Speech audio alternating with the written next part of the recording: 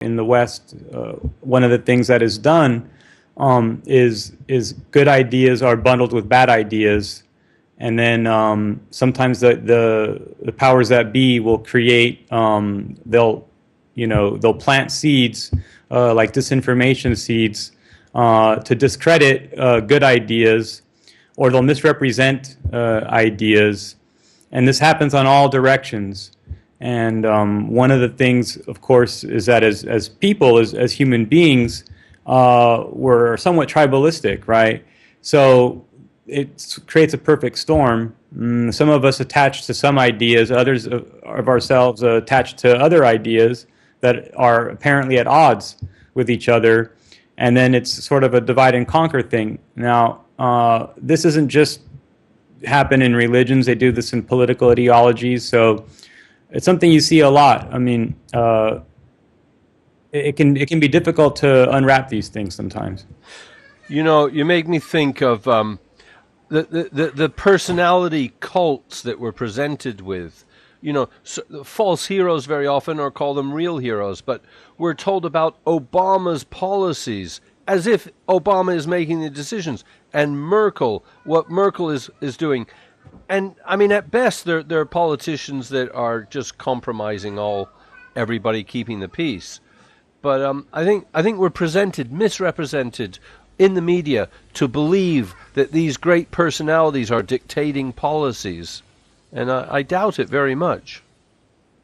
I think a lot of people doubt it, and it's what's really, really weird about that is that people actually hold both beliefs at the same time. It's like doublethink, right?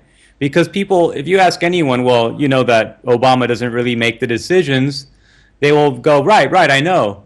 And then the same person will say, oh, well, Obama's policy this, or Obama's been a failure that. And it's so strange because people hold these, both of these views at the same time. How is that possible? It's how the brain works. I mean, well, people aren't as logical as they think. We're addicted to the whole democracy game, and it's kind of I don't know. It's a pacifier. We to keep our sanity, we have to relate to it and repeat it. Right. But all for the wrong reasons. There no doubt are leaders. I'd like to think Putin is one who does dictate policies.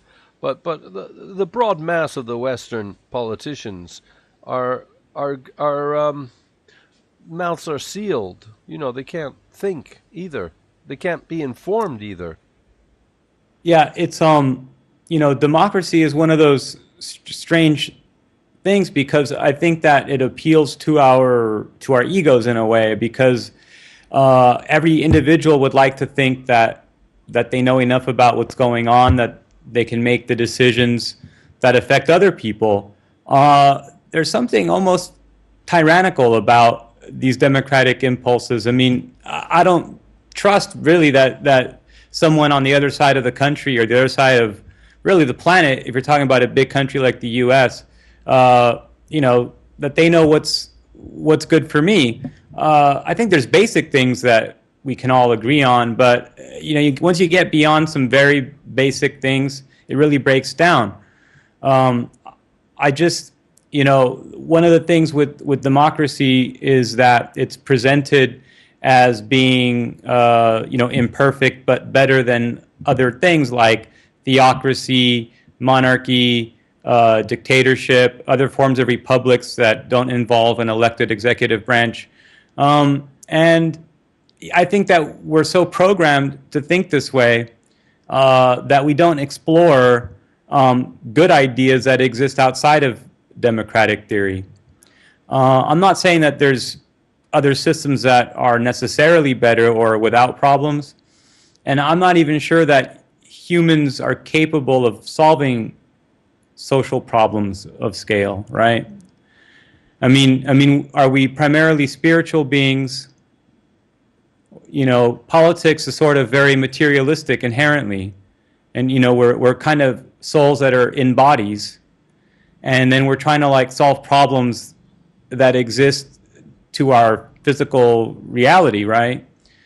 There may inherently be no solutions. I mean, and then we're all going to die, and then if we sometimes what we do is we abstract the fear of death and we make it a fear of other people. We make it a fear of bad political ideas, and we take fears that relate to larger existential things and we make them about politics.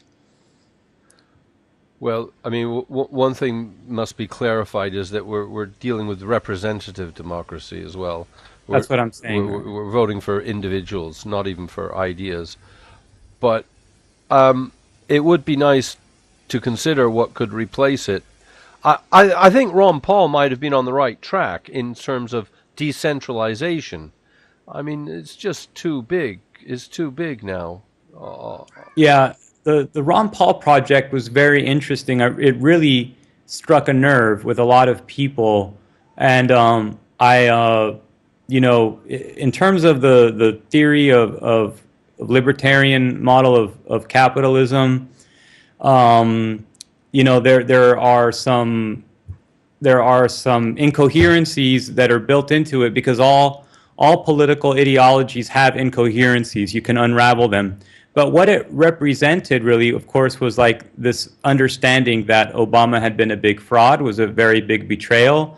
And a lot of the Ron Paul support was not only about decentralization, but was also this anti-imperialism and this disgust and this, whether you're looking at the economic problems arising from war or the moral problems arising from America's wars. I think a lot of Ron Paul voters correctly saw what a problem this was. The decentralization thing is another big part of it.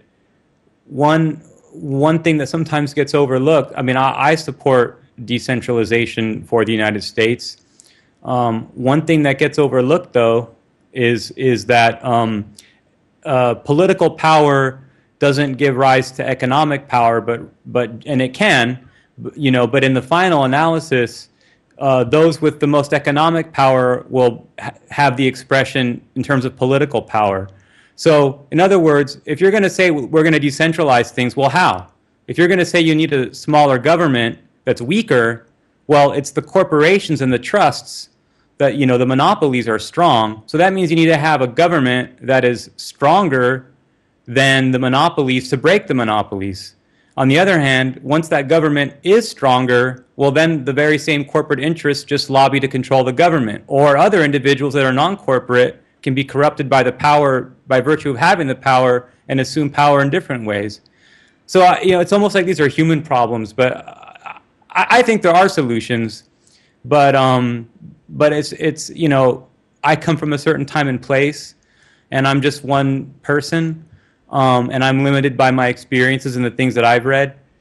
So it seems more like what I'm more concerned about is that other people are not being allowed to explore, everything. Whether it's direct democracy, anarchism, National Socialism, fascism, monarchism, I don't care. What I'm so concerned about is that people are not allowed to explore these.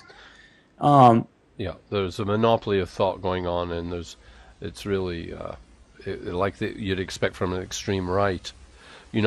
Thinking of solutions, I would look at the Green Book, Gaddafi's Green Book, and I'd also look at whatever's written in the Quran about a caliphate, which I'm not so familiar with, but a lot of Sharia law does make sense in terms of how to live together, I think. Yeah, a lot of... Yes, sorry. No, I finished. A lot of Sharia law makes sense. A lot of religious law makes sense. I think that the fundamentals of religions, of the golden rule,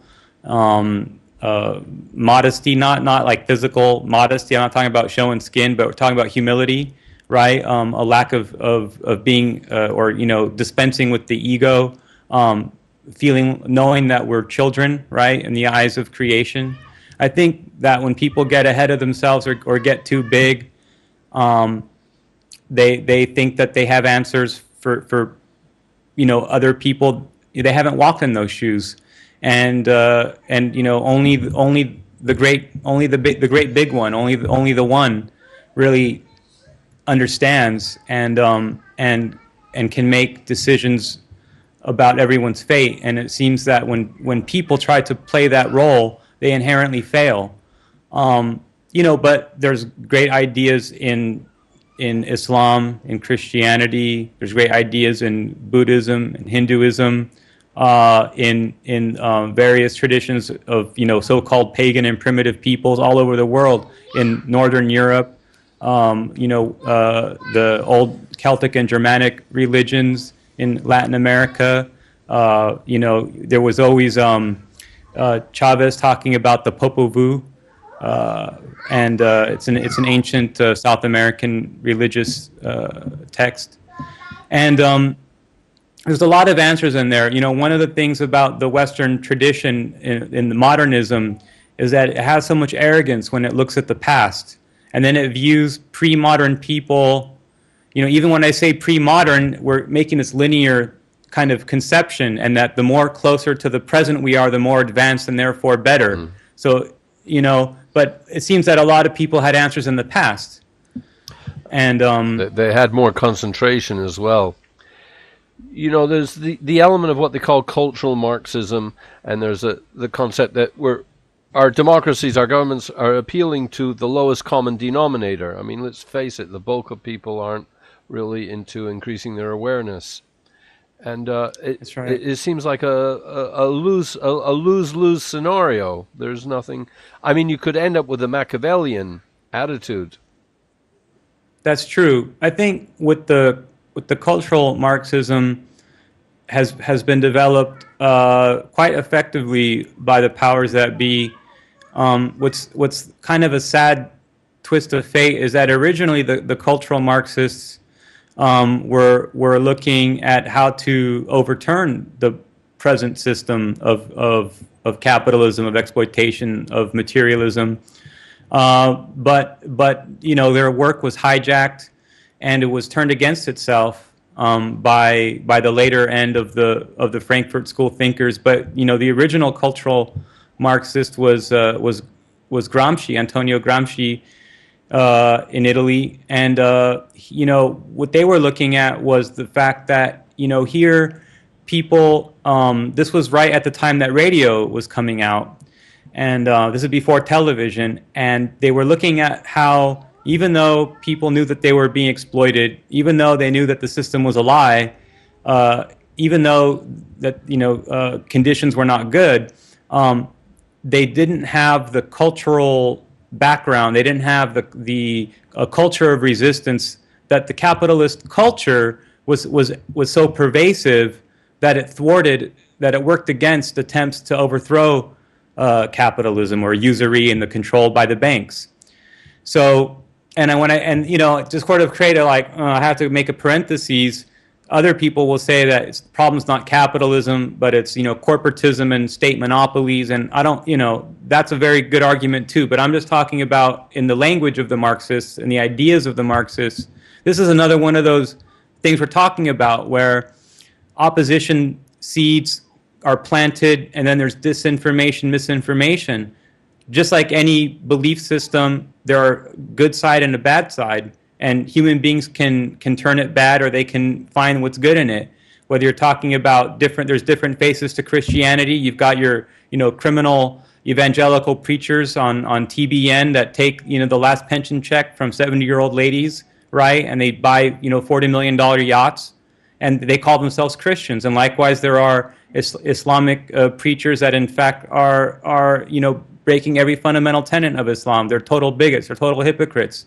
So, and likewise with the Marxists, there were some, I'm not even speaking about Karl Marx, but there were some very, very good and thoughtful and intelligent anti-system revolutionary people within the Marxists.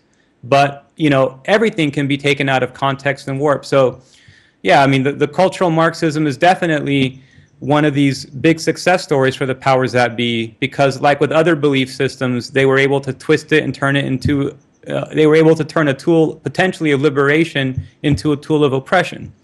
So it's a complex subject, but there's always more to it, right? Mm. Well, you referred earlier to the hubris of thinking we're more advanced than the people in our past. Right. And I think that's probably not true, and not all people subscribe to that view. Judaica actually thinks each generation is more dumb, so to speak, less intelligent. But you look at the masses of people now and what we call democracy, and there's really little hope left in my mind. Yeah, I have hope, and I'll tell you, it's the world's a very big place, and and you can see in people that it's well, I would back up and say you can't have faith, right, in the world in the first place, and I don't want to come across like a Seventh Day Adventist or something like that, but I mean, look. This world, we're human beings, right? And we have to eat, other living things to survive. So this kind of predatory thing is built into us. It's a fundamental part of the human experience, right? I mean, we freaking eat animals and plants, right? And they're like living beings, right? And and so, I mean, who are we, right? And we like to think that we're good people, and I think a lot of us are, and some of us aren't. But even good people, we hurt people's feelings sometimes, or we've made mistakes. We've given people the wrong change. I mean, you see, there are politics is just like one part of things, and obviously we live in a world right now where if there was some sane people making decisions, everyone could be guaranteed affordable housing. Everyone can be guaranteed affordable health care. I disagree with the notion that you need to make it a dog eat dog competition to arrive at maximum efficiency in the workforce so that people are scared of dying, so they work harder and therefore we all get rich. I don't agree with that. I do think that there's a role for markets and entrepreneurship and creativity and private ownership as well. But everyone certainly deserves the basics, and they should also certainly limit population growth as well at the same time. But however, that doesn't mean that people should be exterminated or be given diseases. There's lots of ways that you can encourage people to, have 2 children instead of 5 or 10. Yeah, I'm sure the solution is a kind of spiritual awareness and being creative and seeing each other as spirits. I mean, we're wasting all our material wealth on weapons and wars, but I think that's a fair point. You've raised an issue which I don't think will go unchallenged. A presumption that we all eat animals, and that's not true. And also, even plants. There are religions that don't eat food until it's fallen, when it's ripe. Mm-hmm. There was a prime minister of India who actually followed that, so it's not quite so obscure as we might imagine. And indeed, well, I read, I don't know if it's true, but I read an article that said that more than half of vegetarians eat meat when they're drunk. And I don't drink. I think it's haram, but there are half of vegetarians actually do eat meat, and then it's being implied that people like to say that they're vegetarians when they're not because of the social, I don't know. I mean, within their milieu, within their circle of friends, it's kind of like a thing. It's possibly totally valid for the Westerner, for all I know. But there are deeper people around. The Indians, half of the Indians are vegetarian, and yes. I don't think they would touch meat. And yes, I think it's another video we could talk about, because I think the issue of eating meat is really perhaps the root of a lot of our ills. Yeah, I think that's a fair point. A lot of ills from eating meat. I tried not to eat meat for a while. It was actually economically driven. Times were hard and meat's very expensive in some parts, and but I did have a lot of access to high quality fatty vegetables, nuts, legumes, and beans. And I tell you, to be honest, I was not healthier for it. That's just me personally. Maybe there's different biospheres and genetics involved. Or I think living in the city does not lend itself to vegetarianism. That could be part of it too. Yeah. That's my personal experience here. I mean, I eat fish and eggs, but no meat. Well, fish. I mean, fish is meat. You're correct. You're correct, and that's why I said it and I owned up to it. But no, absolutely no animals, and I don't miss it. No problems. Yeah, I mean, fish is probably the best meat that you could eat health-wise. Well, Joaquin, thank you, Yes. and for allowing me to bring it down as well. I'm sorry if I detracted, but it wouldn't have gone unchallenged. No, no. When I obviously I'm aware that there are vegetarians in the world. I was just saying we all eat meat in the general sense of the human experience, not every individual. Yeah, we're supposed to be the highest level of all the animals, which Yeah, I think is I what don't you're believe it. intimating. Right. Yeah. Okay. Well, thank you for your time again. Thanks. Thanks.